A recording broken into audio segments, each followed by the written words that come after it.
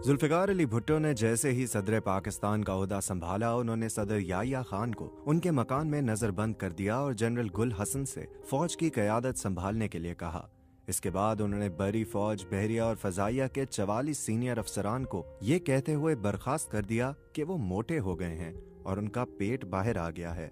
मशरकी पाकिस्तान में शिकस्त पाकिस्तानी फौज को बैकफुट पर ले आई थी और जुल्फ़िकार अली भुट्टो ने उसका भरपूर फायदा उठाया। जुल्फ़िकार अली भुट्टो की वो कौन सी गलतियां हैं जो फौजी बगावत की बुनियाद बनी? आप सुन रहे हैं BBC उर्दू की ऑडियो स्टोरी और मैं हूं साद सुहेल। कुछ ही दिनों के बाद जनरल गुल हसन भी उनके दिल से उतर गए और उन्हें एक ऐसे चीफ की जरूरत पड़ गई जो आंखें बंद करके उनके हर हुक्म को बजा लाए। ओवन बेनेट जोन्स ने अपनी किताब the Bhutto dynasty struggle for power in Pakistan में लिखा है कि भुट्टो ने गुल हसन को बर्खास्त करने का हुक्म अपने स्टेनोग्राफर के बजाय अपने एक सीनियर साथी से टाइप करवाया। जनरल गुल हसन की बर्खास्तगी के हुक्म के बाद उन्होंने अपने काबिल एतमाद साथी गुलाम मुस्तफा खर से जनरल गुल हसन के साथ लाहौर जाने को कहा ताकि गुल हसन से उस वक्त तक कोई राब्ता न हो जब तक कि उनके जानशीन की तकर्री का हुक्म जारी न हो जाए। इस फैसले की मुखालफत करने वाले मुमकिन अहदेदारों को एक फर्जी इजलास के लिए तलब किया गया और उन्हें इस वक्त तक वहां रखा गया जब तक कि गुल हसन का इस्तीफा नहीं ले लिया गया। रेडियो और टीवी स्टेशंस पर पुलिस तैनात कर दी गई और पीपल्स पार्टी ने रावलपिंडी में एक अवामी जलसा इस मकसद के साथ मुनक्किद किया कि कहीं सदर भुट्टो को इस मामले में अवामी हिमायत की जरूरत न पड़ जाए। गुल हसन के बाद भुट्टो ने अपने काबिल एतमाद जनरल टिक्का खान को पाकिस्तानी फौज का सरबराह मुकर्रर किया। कुछ ही महीनों में भुट्टो का तकब्बुर इतना बढ़ गया कि उन्होंने पार्टी के सीनियर साथियों की भी तौहीन शुरू कर दी। भुट्टो की सवाने उम्री जुल्फी भुट्टो ऑफ पाकिस्तान में स्टैनली वुलपर्ट ने लिखा कि 2 जुलाई 1974 को भुट्टो ने सदारती अमूर के वजीर जलालुद्दीन अब्दुल रहीम या जे रहीम और मुतअद्दिद सीनियर साथियों को इशाइये पर मदऊ किया। इशाइये का वक्त 8 बजे था, लेकिन मेजबान भुट्टो खुद वहां नहीं पहुंचे।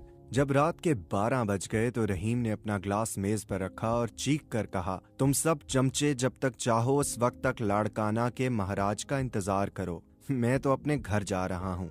जब भुट्टो ज़ियाफत पर पहुंचे तो हफीज पीरजादा ने उन्हें रहीम के सलूक के बारे में बताया। देर रात गए वजीर आजम की सिक्योरिटी के सरबराह ने रहीम के घर जाकर उन्हें इतना मारा कि वो बेहोश हो गए।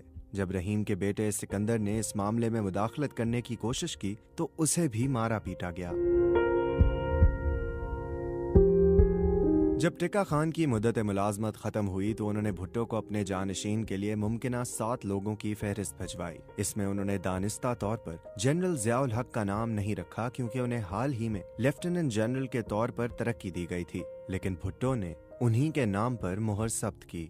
शायद उसकी वजह यह थी कि ज़िया ने भुट्टो की चापलूसी में कोई कसर नहीं छोड़ी थी। ओवन बेनेट जोन्स लिखते हैं कि कई बार जनरल ज़िया ने अपने मुल्क और फौज की खिदमात के बदले भुट्टो को तलवार पेश की। एक बार उन्होंने भुट्टो को न सिर्फ आर्मर्ड कोर का तनख्वाह न लेने वाला चीफ कमांडर करार दिया बल्कि उनके लिए फौज की मखसूस वर्दी भी सिलवाई। भुट्टो की सवाने उम्री में स्टैनली वुलपर्ट लिखते हैं कि ज़िया ने कभी ये तासुर नहीं दिया कि वो कोई फौजी बगावत कर सकते हैं। भुट्टो ने उन्हें कभी संजीदगी से नहीं लिया। वो अक्सर उनके दांतों का मजाक उड़ाते थे। उनके बारे में एक कहानी मशहूर थी कि एक बार ज़िया सिगरेट पी रहे थे।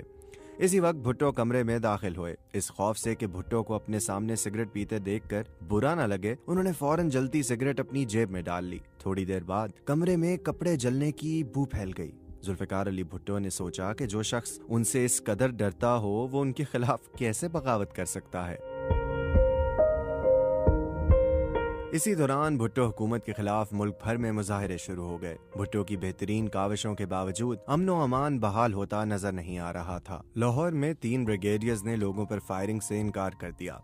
एक जगह फौजियों ने गोली चलाने के हुक्म की तामील की, लेकिन उन्होंने हुजूम के सर से ऊपर फायरिंग की। ओवन बेनेट जोन्स लिखते हैं कि भुट्टो की सबसे बड़ी गलती अपने मुखालिफिन से मुज़ाकरात में आर्मी कोर कमांडरों को शामिल करना थी। वो लिखते हैं कि भुट्टो के नुक्ता नजर से वो फौज को साथ लेकर चलने की कोशिश कर रहे थे, लेकिन फौजी अफसरान ने उन्हें दूसरी नजर से देखा।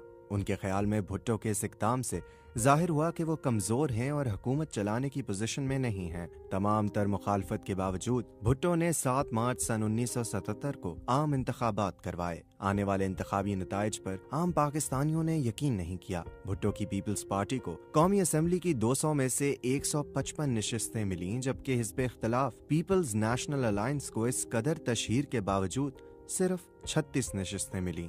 सन 1970 के इंतखाबात में जब पीपल्स पार्टी अपनी मकबूलियत के अरूज पर थी, उस वक्त उसे सिर्फ 39% वोट मिले थे, जबकि इस इंतखाबात में उनका वोट 55% हो गया था। भुट्टो के खिलाफ हिज़्ब इख्तिलाफ की बड़ी इंतखाबी मुहिम के बावजूद उन्हें सिर्फ 39% वोट मिले। इंतखाबात के बाद के माहौल का जिक्र करते हुए कौसर न्याजी अपनी किताब lost days of premier Bhutto में लिखते हैं कि वजीर आजम की रिहाइशगाह पर हफीज पीरजादा, रफ़ी रजा और अपने 2 दोस्तों के साथ भुट्टो बैठे थे। पीरजादा की तरफ देखकर उन्होंने पूछा कि हफीज कितनी नशिस्तों पर धांधली हुई होगी। उनका जवाब था, सर 30 या 40 पर। भुट्टो ने कहा कि क्या हम ऑपोजिशन से इन नशिस्तों पर दोबारा इंतखाब लड़ने के लिए नहीं कह सकते? हम इन सीटों पर उनके खिलाफ अपना उम्मीदवार नहीं खड़ा करेंगे। भुट्टो चाहते थे कि वह लाड़काना से बिला मुकाबला मुंतखब हों, जबकि उनके मुशीर रफ़ी रजा इसके सख्त खिलाफ थे। भुट्टो के खिलाफ लड़ने वाले PNA उम्मीदवार को एक और सीट लड़ने की पेशकश की गई थी और उन्हें यह भी बताया गया था कि वो बिला मुकाबला जीत जाएंगे। उन्होंने इस पेशकश को कबूल नहीं किया। नतीजा ये हुआ कि उन्हें अगवा कर लिया गया ताकि वो अपने कागजात नामजदगी नहीं भर सकें। ओवन बेनेट जोन्स लिखते हैं कि हफीज पीरजादा ने उन्हें बताया था कि इंतखाबात में गड़बड़ इस वाकये से शुरू हुई थी। भुट्टो को देखकर पीपल्स पार्टी के 18 उम्मीदवारों ने भी ये यकीन दहानी चाही थी कि कोई भी उम्मीदवार उनके खिलाफ न खड़ा हो। पाकिस्तान के मारूफ सहाफ़ी खालिद हसन ने अपनी किताब रियरव्यू मिरर 4 मेमोआर्स में लिखा कि भुट्टो के एक मुशीर राजा अनवर ने फौजी बगावत से जरा कबल भुट्टो और जनरल टिक्का खान के माबैन एक मुलाकात देखी थी। भुट्टो ने टिक्का खान से कहा कि जनरल, आपको याद है कि आपने ज़िया को आर्मी चीफ बनाने की मुखालफत की थी। अब आपको एतराफ़ करना पड़ेगा कि मैंने सही फैसला किया था।